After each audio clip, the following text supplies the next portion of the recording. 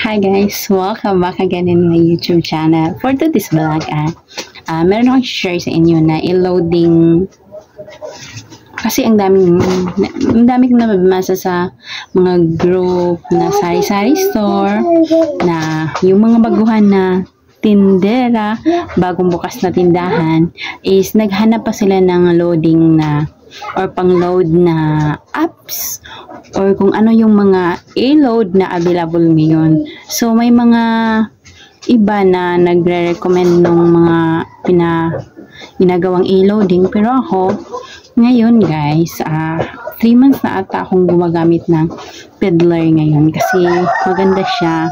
Yung Peddler ay nalaman ko lang din yung Peddler na yan sa sari-sari store group lang din na syempre ang daming diba? Ang daming nagtatanong, lalo na yung mga baguhan. At yun, lumabasa ako ng mga comment at doon may nagsabi na Peddler nga kasi may rebate siya. At yun, trinay ko. Una kong trinay ay 100 lang muna. So, pag 100, kaunti lang yung rebate. 3, pero may time na naka-sale sila or naka-promo, kaya malaki-laki yung rebate na ginagawa nila. Minsan, yung 100 ay meron kang rebate na 18. Pero pag regular na promo nila ay yung sa 100 ay 3 lang yung rebate nila. Pero pag malaki na din yung rebate. Kaya ako ngayon, nag-aabang ako sa mga pa-promo nila na rebate. Lalo na pag mataas na amount tulad ngayon. Kasi matagal-tagal na din akong gumagamit. Sa 3 months ko guys, nakakapag top up na ako ng 3,000, 5,000. Kasi nga, malaki yung rebate pag ganyan. Yung amount na tinatap up mo. So, yung naka-promo nila, pag 3,000, kunwari 3,000, pag naka-promo yan, minsan is 180 yung rebate mo. Hindi ba malaki na yun?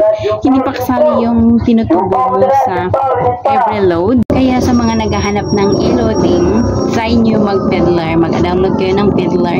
Nandyan lang naman sa Google Play Store. And then, minsan din, pag wala sa Peddler yung ibang pa-promo, tumatakbo din ako sa GCash at minsan naman sa PayMaya. Kasi siyempre, minsan nagluloko-loko yan sila eh.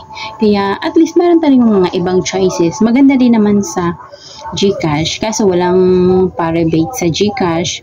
And then, yung TNT nila ay may charge na piso kada transaction. Kaya, yan. Hindi masyadong gamit yung TNT ko na loading sa GCash. Doon ako sa Peddler pag mga TNT. And then, Smart din, may kaltas din sila or may charge din. Yung way naman na pag-load sa Peddler guys, madali lang siya. At ito lang yung try natin. So guys, dito tayo sa Peddler apps. And then, ito tingnan nyo, naging successful yung load ko, diba? So, ito yung sinasabi ko na kagandahan.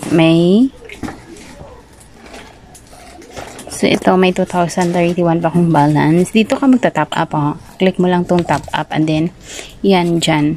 Pipili ka ng kung anong amount yung gusto mo. So, kung baguhan ka pa lang, mag-start ka muna sa 100 to 300. And then, pag alam mo na kung ano yung gagawin mo, at wag mong lakihan diretso yung i-load mo. Kasi may time talaga guys na naka-promo yan. Sayang kasi may times to yung promo nila. Kaya yan yung pagpipilian mo. And then, pag ganito yung gamit mo, yung BPI at Union Bank, may 1% plus discount ka pa.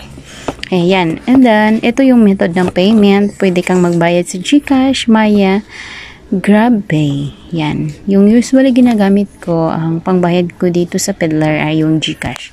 Kasi, kinakaltas ko lang. So, punta naman tayo dito sa loading niya. So guys, dito lang tayo mag-start sa pinaka-main niya para hindi kayo mahirapan. So itong black coins, pwede nyo din itong gagamitin pang play and win. Okay, ito. Ginagamit ko to minsan sa roleta Naglalaro ako dito minsan. And then, dito ka magpindot sa e-product. Dito yung loading nila. And then, antayin mo lang. Ito na yung top up kung magta-top up ka nga. And then, dito sa sale. Dito ka pipili. Ito. Mayroong cable, yung mga GSAT, satellite signal. Dito naman sa games, yung mga, yan, ang daming choices, diba? At, kasi minsan may nagpapaload din ng game eh. And then, usually, ito talaga yung ginagamit ko. Yung, sa dito, ang dami ding pa-promo dito. Kung ano yung mga pa-promo sa kabila, meron din dito. Yan, naka-organize na yung mga ano nila. Yan.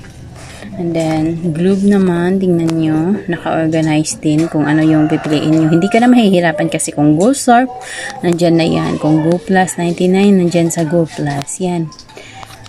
And then, dito sa TM, dito din naka-ano. Yan yung gusto ko sa Peddler.